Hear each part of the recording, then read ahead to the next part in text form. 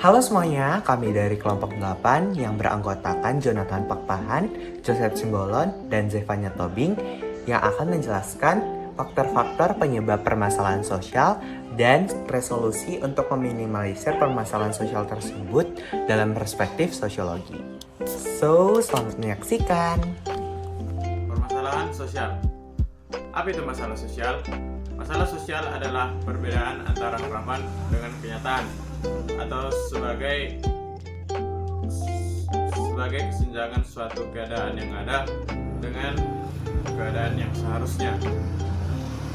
Contoh-contoh masalah sosial yang ada di masyarakat itu seperti kriminalitas, kemiskinan, kesenjangan sosial, dan konflik SARA. Lalu dari banyaknya masalah-masalah sosial yang terjadi di masyarakat ini tentu saja akan memberikan dampak-dampak tersendiri bagi masyarakat itu. Terlebih lagi dampak negatif. Apa saja dampak negatif yang akan dirasakan oleh masyarakat karena adanya masalah sosial ini? Yang pertama itu adalah terjadinya perpecahan kelompok. Yang kedua, semakin maraknya terjadi perilaku menyimpang. Ketiga, angka kriminalitas meningkat. Keempat, semakin jelas adanya kesenjangan sosial. Dan yang kelima adalah banyaknya jumlah pengangguran yang ada. Nah, setelah tadi sudah dijelaskan mengenai garis besar masalahnya, sekarang kita lanjut ke faktor-faktor yang menyebabkan permasalahan sosial. Nah, faktor yang pertama itu ada faktor ekonomi. Faktor ekonomi merupakan faktor terbesar penyebab permasalahan sosial, seperti krisis ekonomi dan juga PHK. Masalah tersebut didorong oleh adanya ketidakmampuan seseorang untuk memenuhi kebutuhannya, sehingga lahirlah permasalahan pengangguran, anak jalanan, dan lain-lainnya.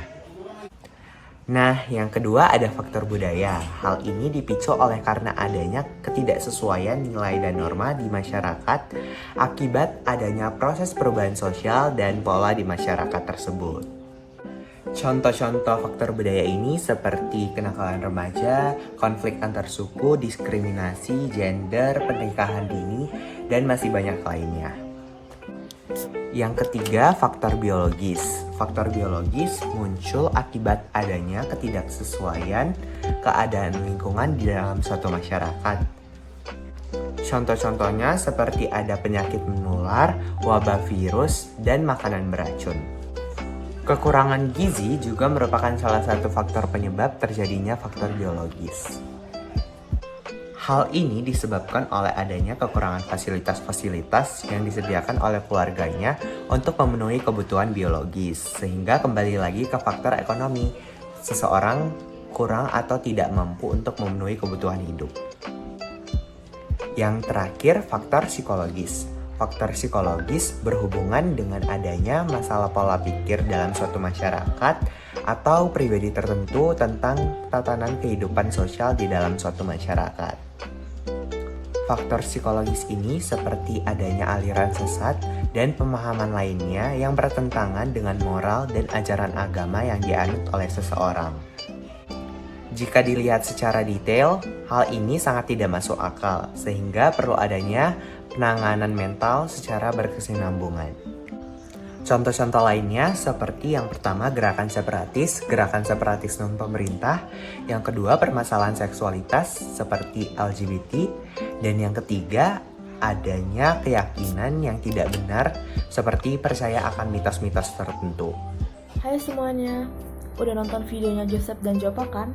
Berarti sampai sini teman-teman udah tahu dong apa itu penyebab serta dampak dari permasalahan sosial. Nah, sekarang giliran aku untuk menyampaikan beberapa solusi dalam perspektif sosiologi dalam meminimalisir permasalahan sosial tersebut. Pertama-tama, aku udah menyiapkan 3 solusi utama yang kuambil secara garis besar untuk meminimalisir permasalahan sosial. Pertama itu adalah penanaman nilai moralitas dan etika. Penanaman nilai moralitas dan etika dalam diri ini nantinya akan bertugas dan berperan dalam membentuk karakter dan pribadi kita yang bertoleransi dan menghargai. Lalu yang kedua adalah penegakan hukum. Penegakan hukum ini nantinya akan berdampak tentang bagaimana keadilan yang diterima oleh setiap lapisan masyarakat.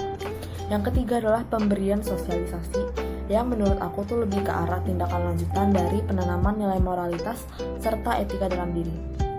Oke, aku udah nyiapkan beberapa kasus contoh nih tentang permasalahan sosial di masyarakat. Yang pertama itu adalah kemiskinan dan pengangguran. Ini sebenarnya merupakan masalah yang sudah menjadi tradisi karena terjadi dari tahun ke tahun. Beberapa solusi utama yang mungkin bisa digunakan untuk meminimalisir kemiskinan dan pengangguran adalah pemberian sosialisasi tentang wirausaha serta bantuan subsidi dari pemerintah kepada masyarakat agar mereka semakin termotivasi untuk melakukan wirausaha. Nantinya ketika masyarakat sudah bisa mengelola sendiri usaha mereka, dengan sendirinya kemiskinan akan berkurang dan angka pengangguran akan mengecil. Lalu yang kedua adalah korupsi. Korupsi merupakan salah satu tindakan kriminalitas yang mungkin sudah nggak asing lagi di Indonesia. Beberapa cara untuk mengatasi korupsi ini bisa dengan pemberian penegakan hukum yang tegas serta penanaman nilai moralitas dan etika. Dengan begitu, masyarakat tidak hanya takut akan hukum, namun juga sadar secara pribadi bahwa korupsi itu merupakan tindakan yang salah. Dengan begitu, kita bisa meminimalisir angka korupsi di Indonesia. Yang ketiga adalah kesenjangan hukum serta ketidakmerataan fasilitas. Bila ditelusuri lebih dalam lagi, sebenarnya kesenjangan hukum dan ketidakmerataan fasilitas ini juga merupakan akar-akar dari permasalahan sosial lainnya, seperti kemiskinan, pengangguran, juga korupsi sebelumnya. Oleh karena itu, perlu ditegaskan bahwa hukum itu perlu ditegakkan sesuai aturan yang sudah disepakati. Dengan begitu, kepercayaan masyarakat kepada pemerintah juga semakin menguat. Lalu perlu diberikan juga keadilan dengan pembangunan fasilitas di berbagai daerah, agar masyarakat yang bisa menikmati fasilitas tersebut tidak hanya di kelas atas, namun juga di kelas bawah. Yang terakhir adalah kasus kenakalan remaja yang akan sangat berakibat buruk apabila tidak segera diatasi. Mental remaja akan rusak dalam menghadapi perkembangan perubahan sosial yang tinggi.